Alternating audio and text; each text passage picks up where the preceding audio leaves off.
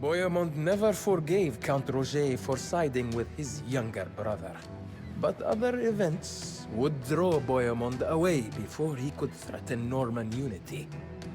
As bands of knights and foot soldiers passed through Sicily on their way to the Holy Land, Roger arranged for Bohemond to linger amongst them. Lured by the promises of lands and eternal glory on crusade, Bohemond, too, set out for the east. Bohemond retraced the path through the Byzantine Empire that he had taken only a few years before, while warring against the Emperor Alexios Komnenos. Now, however, he came to Constantinople as an honored guest, kneeling before his old adversary, and promising to restore the Empire's territories in the Holy Land. Bohemond, of course, shared his father's cunning, and had no intention of following through with such a promise. When the Crusaders besieged the ancient city of Antioch, Bohemond resolved that it should be his. Mustering the cunning of his heritage, Bohemond told the Emperor's men that the other Crusaders planned to assassinate them, causing them to return home. He then bribed a local garrison commander to open Antioch's gates, but only after he had secured the sworn promises of the other Crusader princes that the first among them to enter the city would rule it.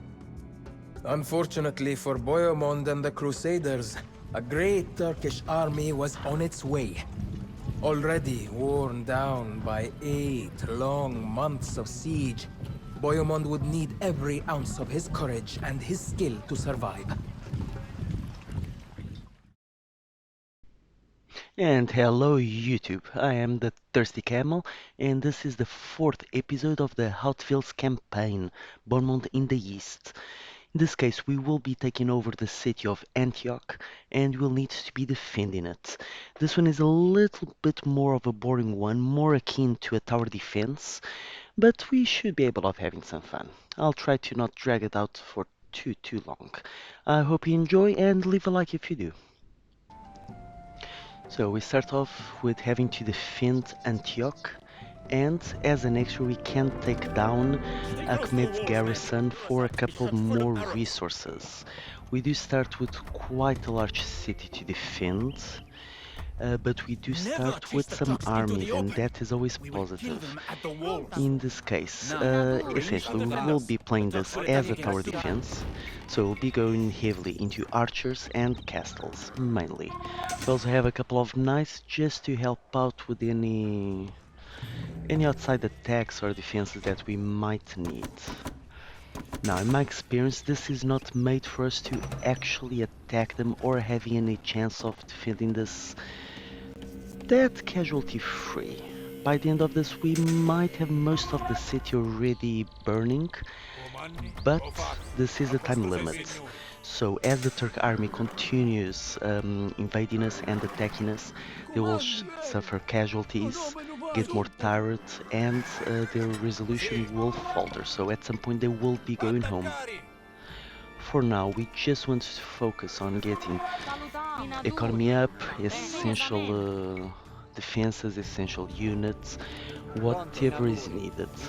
We'll start with our first castle drop just out of the main gate, as this is one of the posts that they will be attacking by far the strongest. Now with our first castle dropped, we just need to focus on continuing the archer production, seeing if we can get some boosts to the walls, to the towers, to general damage and arrows. Then we just need to wait a little bit until they actually start coming onto us. On the side we will also have quite an army trying to come against us. So the best would be to try to get all around defenses. Now, one more thing that we need to focus on is Akhmed's garrison down here, so we'll start to with the trebuchet just to slowly whittle down that castle at those towers so that we can start thinking about entering there and claiming the extra resources, as those might come in quite handy. For now, just keeping our economy rolling, seeing what's happening around, and in general, our defenses are starting to get higher. So now we'll just wait a bit as the first attack should start rolling in a couple of minutes. So now we just wait until they arrive. 5 minutes later. The Turks are upon us. So we have Seljuk attacking us, Moswal in the north, and the machine army to the east. The thing that we most need to worry is siege engines down first. The walls are quite resistant. In general, we will slowly whittle them down as long as we keep creating archers. The same here with our castle drops and our donjons, so we are safe there. Once again, in general, the first couple of attacks will be okay. Here we see that they are quite focusing in that corner and they have a couple of rams. But between the castle, the donjon and the towers, we should just clear everything up without much problem. Let's just do a little reinforcement here, just to make sure. Now you'll notice several times in this campaign and in others that due to a small update from Microsoft, the pattern is odd, to say the least. Now, castles and towers versus rams, is that not effective? No, it isn't, but we'll survive. Now, these are the first attacks going down without much problem. So at least for now we don't have to worry. Now, they will be attacking us practically non-stop for at least the next 7 minutes. So let's not forget to go around. Up north we are quite safe, so that is okay for now. Here everything is also down, so that is another secure location.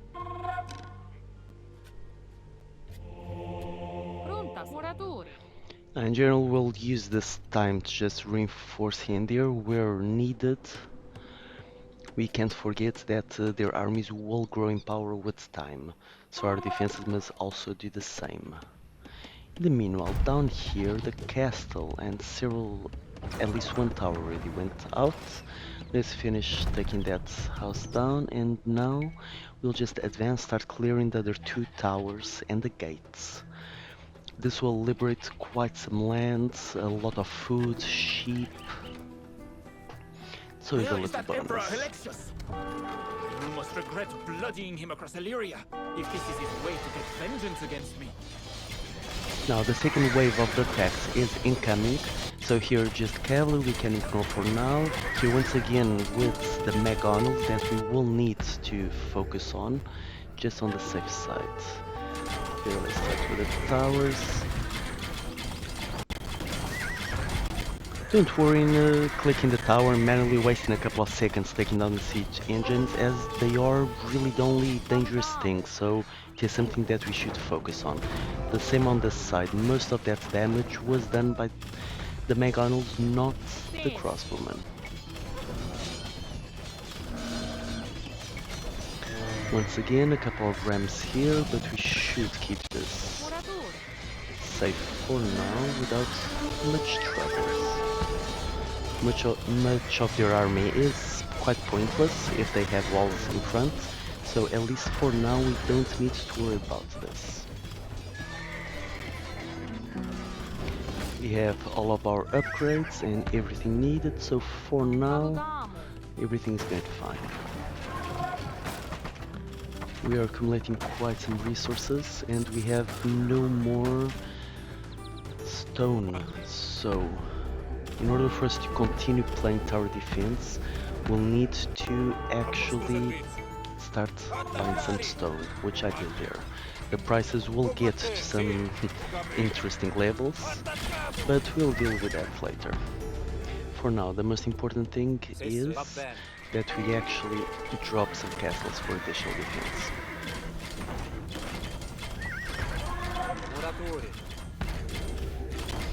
Once again, focus the siege engines, as at least for now they are the only real danger here.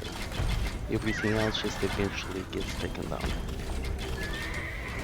and do very little damage versus buildings. Up here the same, and here in general everything keeps on going the same way, so no real issues here.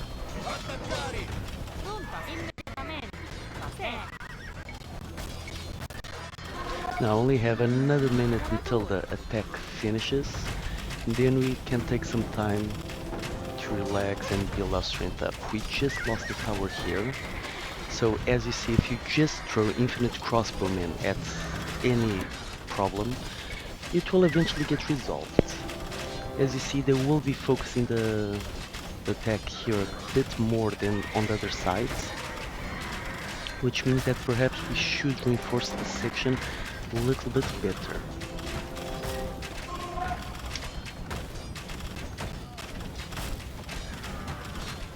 For now, in general, this attack has been defended on all sides without particular casualties. We have much to rebuild. So now we have another 10 minutes to get our resources up, to get a couple more defenses. So we will be going around just in general, repairing everything and seeing if we can continue sustaining their attacks. For now, let's just repair everything on this side also. And we should build a couple more men, just to make sure that we have enough boots on the ground. In this case we do have 300 population, let's use that well. On this side, how's it going? General, their towers went down, they still have a little group post there, which we should focus on. After that, we'll just focus on taking down the actual gates so we can go inside.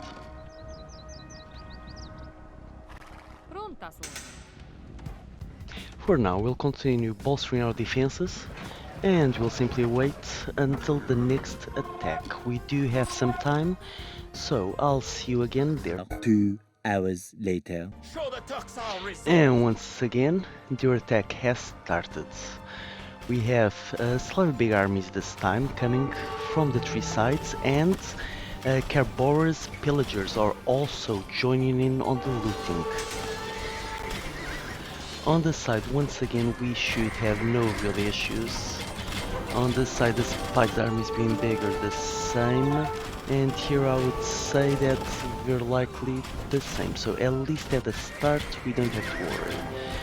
McDonald's going down, that is always the first step. Now, while they have much bigger armies, we have dropped a couple of castles. So this should, in general, secure us early position. In general, their armies are just melting against ours, which is quite positive. For now, we just have to wait until their men decide to all die. Now, extremely efficient lumber camps, no doubt.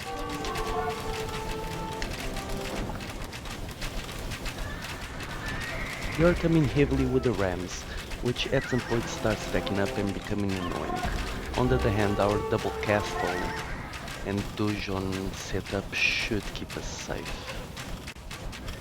Annoyingly, the crossbowmen do start chipping some damage, and here they finally managed to open a little hole in our defenses, but that shouldn't be too serious. Here, a new line of attack has opened, it seems. Cabara wants to attack us where we're not actually defended, but they didn't exactly have men, so... Now we should take steps to at least close down this gap here. Just so they don't freely walk into our city. As technically we are defending it, so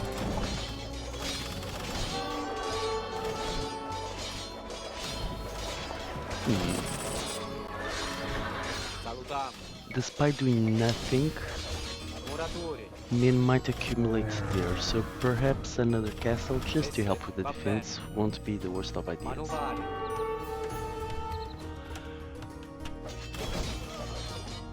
Okay, as you see, despite the warnings, these are just a couple of swordsmen, so in general there isn't much worry.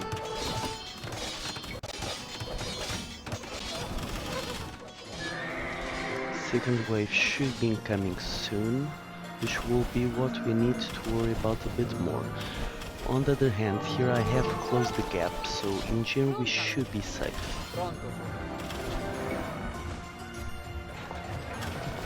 Lot of camels, lot of cavalry archer.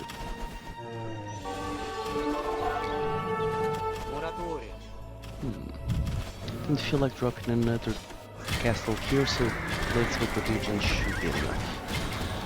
Now, in general, once again, the armies will just eventually melt to the castle once we take care of the siege. So I would say that this should be another attack well defended. The siege rams do worry a little, but in general they shouldn't be that dangerous. We'll just keep on creating a couple more men, just to staff the towers, and around here it is fully secure. No real danger. This gate is also super secure. So in general, there shouldn't be many issues from this side at least. Up here, the crossbowmen continue taking HP by HP from our dojon, so at some point it might fall. But I'm not that worried.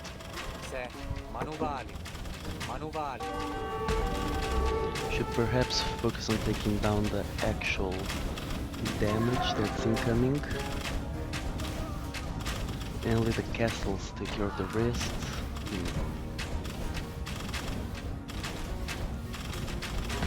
No, it shouldn't be too worrying. The attacks are also going quite well, so in general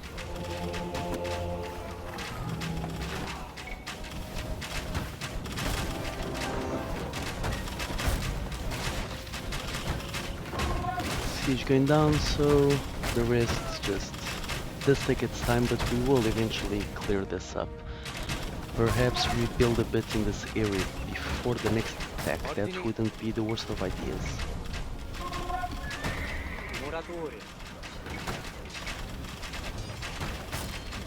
Couple of walls, just make sure that they don't actually come into our economy.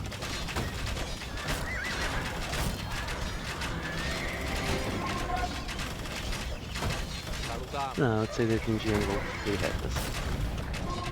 No idea if there is path there, but let's make sure that there isn't, just in case.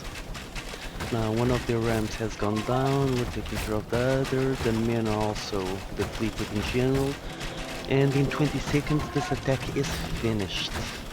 So we have survived another wave, the city is still ours. The Turks run. Let them go. We have much to rebuild. And rebuild we shall. We will... In the meanwhile, on this side, we have finally taken down their gates, their walls and everything, so it is time for us to actually advance on their armies, gain a couple more resources, and at least clear this zone out. Now, do notice the beautiful pathing bug here, that most of the units don't actually recognize that as open area. You'll see this happen much more throughout the campaigns, unfortunately. Let's hope that he patches this out. Due to this unfortunate bug, we do take quite a number of casualties, but not enough to actually stop us from conquering anything. So it's not the worst. As always, overwhelming force is the best idea here. Now this is even happening with the gates. As you see, we can't really send our knights to the side despite the gate being open. We need to rely on the old-fashioned way of just letting them slide in. And with this section of the city is have ours. access to the rich hills behind Antioch. We should send the villagers there at once. We should indeed. And for now we will have time to rebuild, repair, and wait for the next attack. I'll see you there. 8 hours later. And now for the last attack.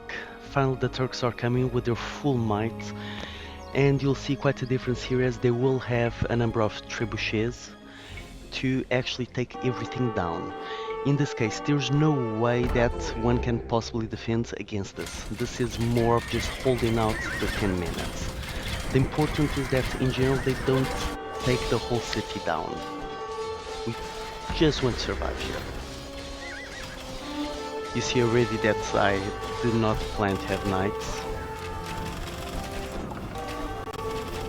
This is more about just surviving another 9 minutes.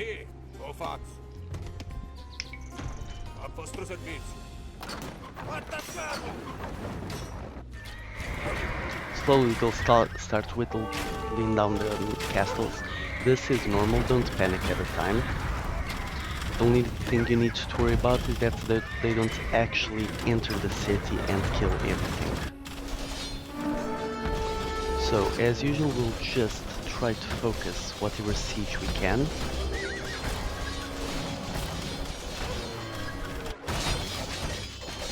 Now even up here we have a little attack. Once again, they attack very poorly on the left, so we don't really need to worry about that. Now, without noticing, that gate has statues in front, so we can't actually leave this area with any men, which was a mistake on my side, perhaps. It's okay, we'll survive. Now, one castle went down. On the other hand, we still have 2, so that shouldn't present too much issues. Like I said, this is more about just surviving the next 7 minutes.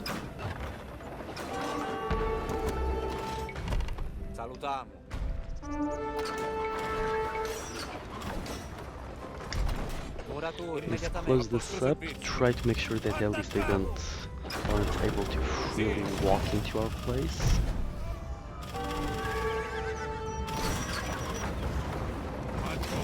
And if we can take that down, that would be excellent. Perfect. So at least for now the north is secured. And here we're safe. Here we have lost a castle and 2 towers, which is less than positive. If we managed to take that trebuchet down, we would be in a safer place.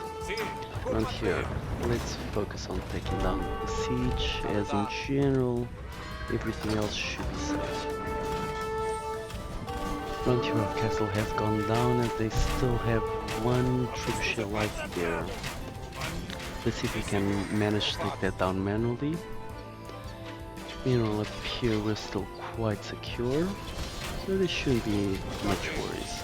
As long as we manage to take down the siege, we can't really waltz into our city, for now at least.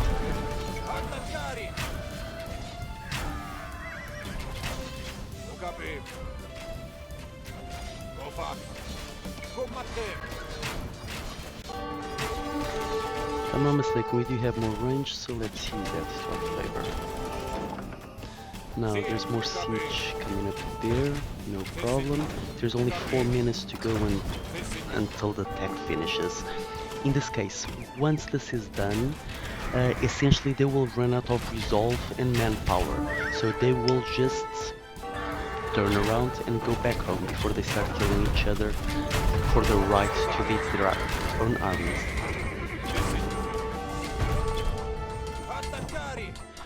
In general, we just have to start leaving the towers and the walls, focus a bit more on retreating to the main part of the city, as in general several places will be breached.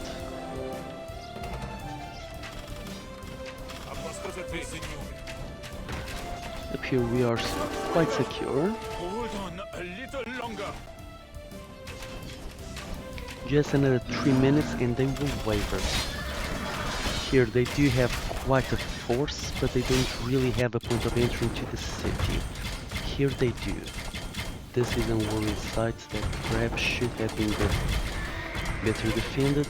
On the other hand, it is very late now to do anything. Just have to survive another 2 minutes and a half. The eternal tower defense. And essentially see them path into their own gates.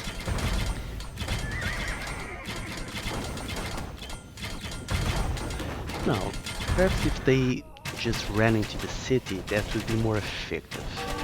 As they seem to decide to take the actual walls down, I would say that perhaps they don't have time to do all of this, especially since several parts of the city are still well defended. Now in general, we are losing a castle here, but once again, there's only 2 minutes to go, so I doubt that they can push much land. And we still managed to take down another 2 McDonald's before the castle goes down. Or at least 2, excellent. Here they don't really have a direct entry yet. Clearly the site will eventually fall with a lot of men coming in. This one is more worrying. On the other hand, they're not coming in, so no worries. Here our men keep doing some good work. The kill death ratio on this map must be amazing.